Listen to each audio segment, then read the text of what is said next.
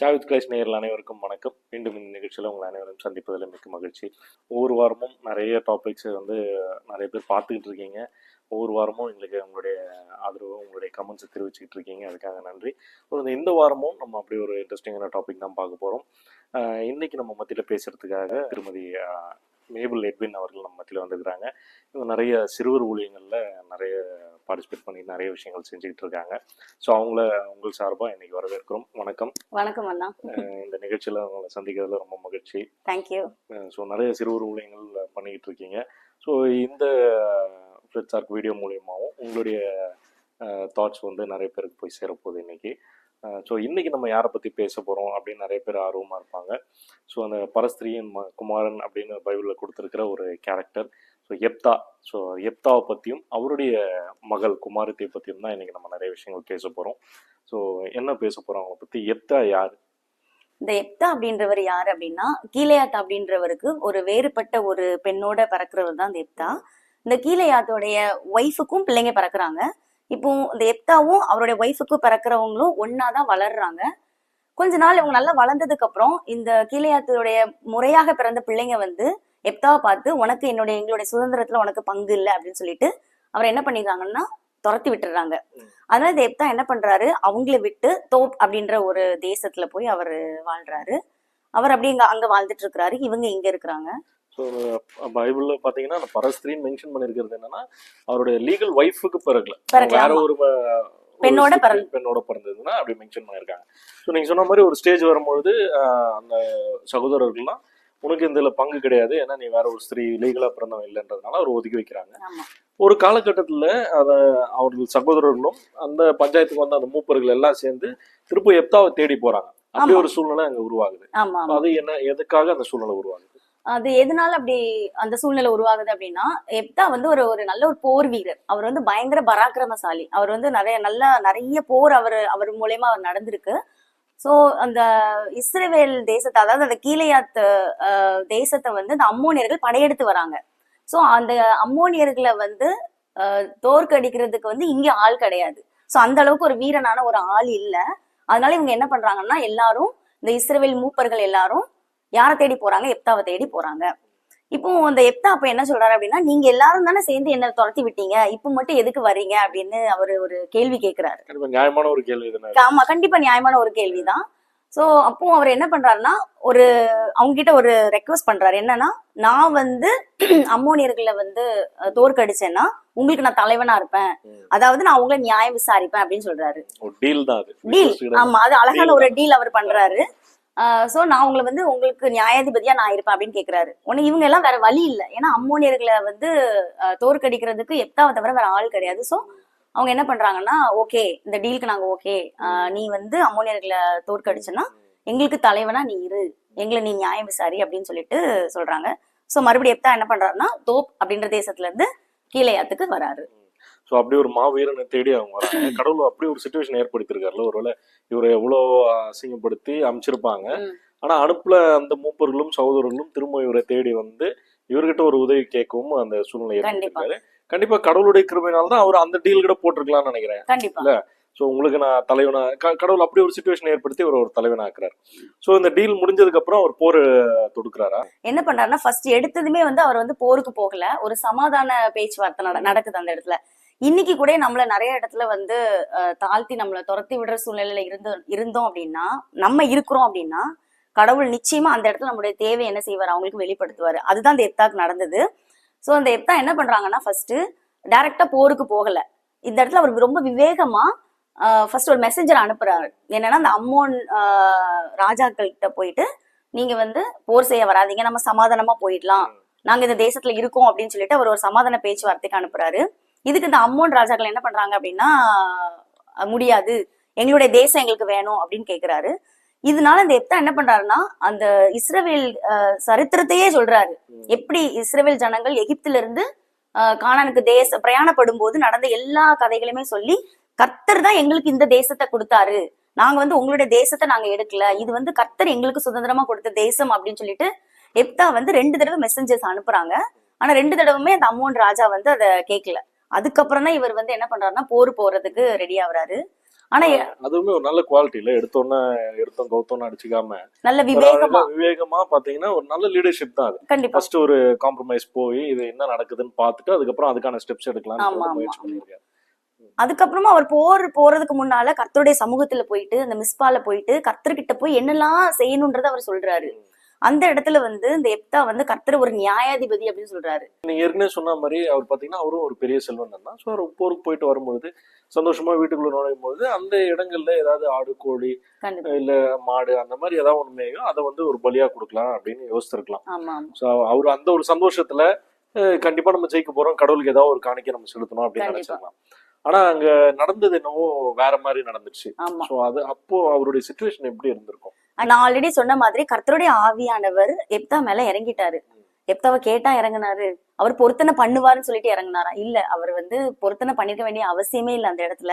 ஆக்சுவலா அதுக்கு முன்னாடியே ரிசல்ட் தெரிஞ்சிச்சு. ஆவியானவர் இறங்குனே அது போர்ல வெற்றின்ற மாதிரிதான் ஒரு கிளைமேக்ஸ் தெரிஞ்ச விஷயத்துல அனாவசியமா எப்தா ஏதோ ஒரு விஷயத்த பண்ணிட்டாரு. கண்டிப்பா கண்டிப்பா. அதுக்கப்புறம் இன்னொன்னு என்னன்னா, நம்ம கடவுள்கிட்ட இருந்து எதையாவது பெறணுமே தவிர நம்ம கடவுளுக்கு எதுவுமே நம்ம கொடுக்க முடியாது இல்லையா? சோ இந்த எப்தா என்ன பண்றாரு அப்படின்னா, நான் போர்ல வின் பண்ணிட்டு வந்தேன்னா என் வீட்டுல இருந்து எது வெளியில முதல்ல வருதோ நான் அதை உங்களுக்கு தகன பலியா கொடுக்குறேன் அப்படின்னு சொல்லிட்டு அவங்க பொருத்தனை பண்றாங்க.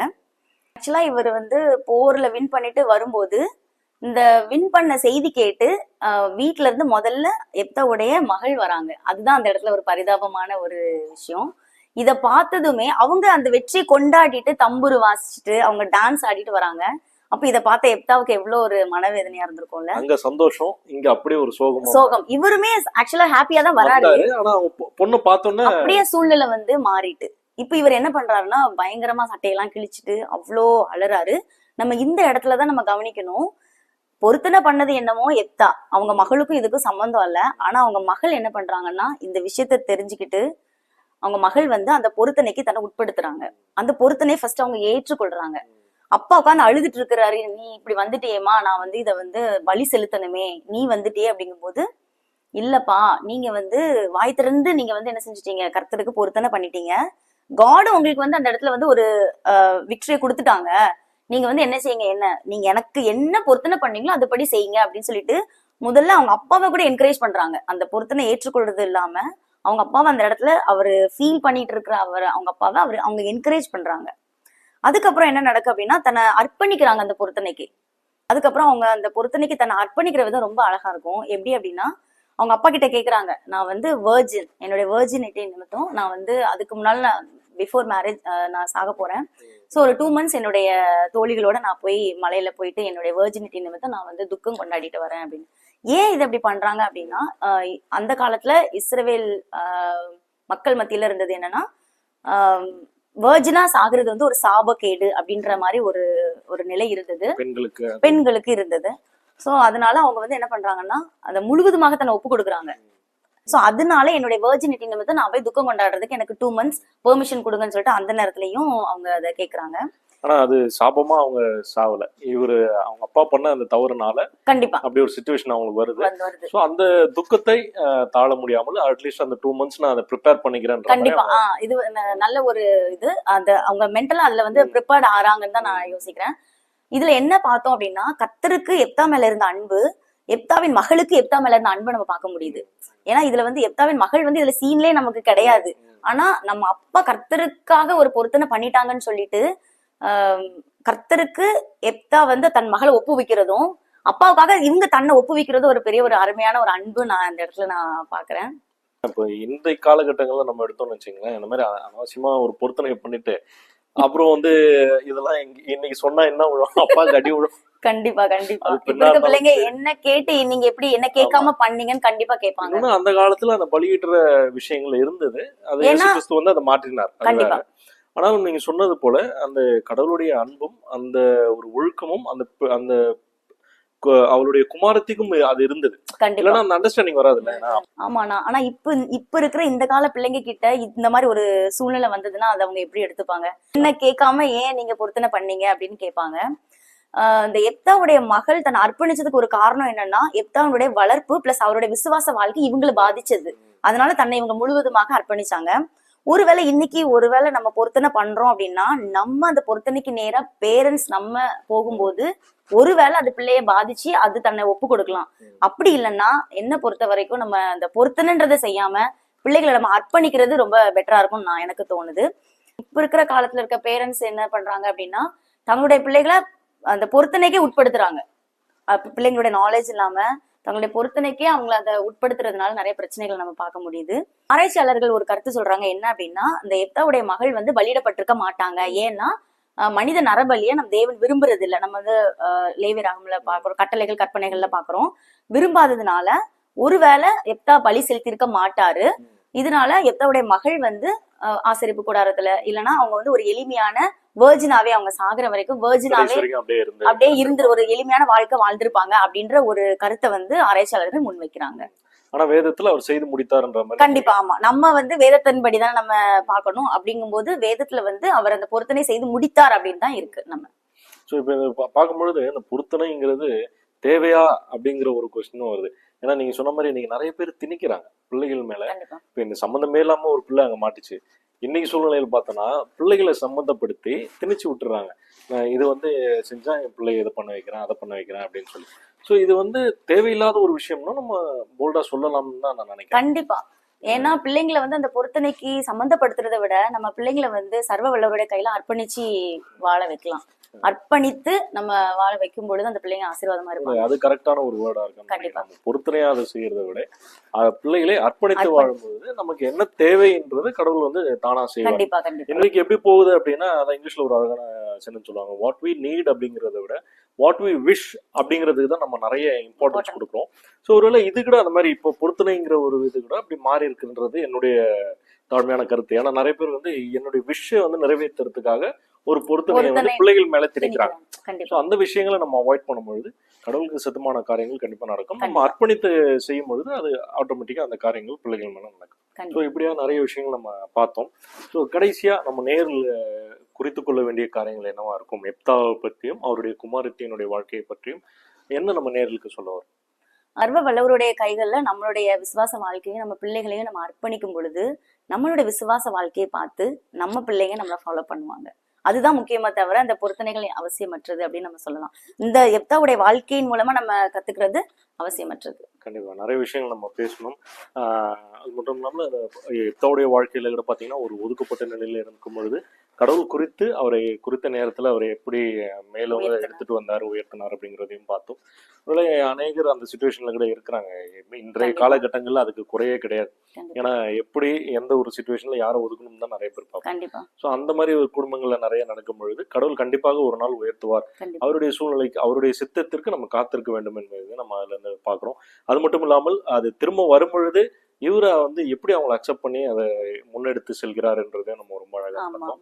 அது மட்டும் இல்லாமல் அந்த பொருத்தனை தேவையில்லாத ஒரு விஷயம் அவர் செய்ததுனால அவருக்கு நடந்த விபரீதங்களையும் நம்ம பார்த்தோம். ஆனாலும் அந்த பொருத்தனைக்கு ஏற்றவாறு அந்த பிள்ளை எப்படி தன்னை மாற்றிக்கொண்டு தன்னுடைய சூழ்நிலையை எப்படி மாற்றிக்கொண்டு அதை அக்செப்ட் பண்ணாங்கன்றதையும் நம்ம அழகாக பார்க்குறோம். ஆனாலும் இன்றைய சூழ்நிலையில அந்த பொருத்தனை வந்து தேவையில்லாததுதான் அப்படின்றத நம்ம அதான கன்க்ளூட் பண்ணுவோம். ஏன்னா கண்டிப்பா அதை நம்ம ஆணித்தரமா சொல்லிதான் ஆகும். என்ன கேட்டா நான் என்ன சொல்லுவேன்னா பொருத்தனை மூலியமாக நீங்க கடவுளிடத்துல கேட்கறதுக்கு பதிலா பொறுத்திருந்து கேளுங்க. சிம்பிள். ஸோ அப்படி நம்ம வந்து வாழ்க்கையில வந்து நம்ம இருந்தோம் அப்படின்னா நீங்க சொன்னாப்புல அந்த விசுவாசத்தோடு நம்ம இருக்கும் பொழுது பிள்ளைகளை அர்ப்பணித்து கடவுள்கிட்ட இருந்து என்ன வரும் அப்படிங்கிறது பொறுத்திருந்து நம்ம வாழ்க்கையை வாழ்வோம். ஒன்றும் அவசரமே கிடையாது. நீங்க பொருத்தனை பண்ணி எதுக்கு மாட்டணும். ஸோ அந்த விஷயங்கள் தேவையில்லாததை செய்யாம இருக்கும்பொழுது கடவுள் அவருக்கு சித்தமான காரியங்களை நாம் அவரோடு வாழும் பொழுது ஒழுக்கமா ஒருவேளை எப்தா வாழ்ந்தது போல. ஏன்னா இஷ்டத்துக்கு நான் பாட்டு கிடப்பேன் கடவுள் வந்து எல்லாத்தையும் நல்லதா செஞ்சிருவாரு அப்படிங்கிறதும் தவறான ஒரு நோக்கம். கடவுளுடைய பாதையில அவருக்கு விருப்பமான பாதையில் நம்ம நடக்கும் பொழுது கண்டிப்பா அவருக்கு சித்தமான காரியங்கள் நம்மளுடைய வாழ்க்கையில நன்மையான காரியங்களா அமையும் என்பதில் எந்த ஒரு மாற்றமும் இல்லை. ஸோ இன்னைக்கு திருமதி மேபிள் எட்வின் அவர்கள் மூலியமா இந்த மாதிரி நிறைய விஷயங்கள் நம்ம கத்துக்கிட்டோம். ஸோ இதை அனைவருக்கு யூஸ்ஃபுல்லா இருக்கும். ஸோ உங்களுடைய வருகைக்கு நன்றி. உங்க சந்திச்சதுல ரொம்ப மகிழ்ச்சி. நிறைய பாயிண்ட்ஸ் வந்து எங்களுக்கு சொல்லியிருந்தீங்க. இது எங்கள் ஆடியன்ஸ் எல்லாருக்குமே ரொம்ப யூஸ்ஃபுல்லாக இருக்கும்னு நான் நம்புகிறேன். ஸோ கடவுள் இந்த சூழ்நிலை ஏற்படுத்தி கொடுத்ததுக்காக கடவுளுக்கும் நன்றி சொல்கிறேன். ஸோ இந்த ஷோ வந்து நம்ம வழக்கமாக நம்மளுடைய சாயோட க்ளோஸ் பண்ணுவோம். இது சாய் வித் கிரைஸ்ட். மீண்டும் அடுத்த நிகழ்ச்சியில் உங்கள் அனைவரும் சந்திக்கிறேன். நன்றி.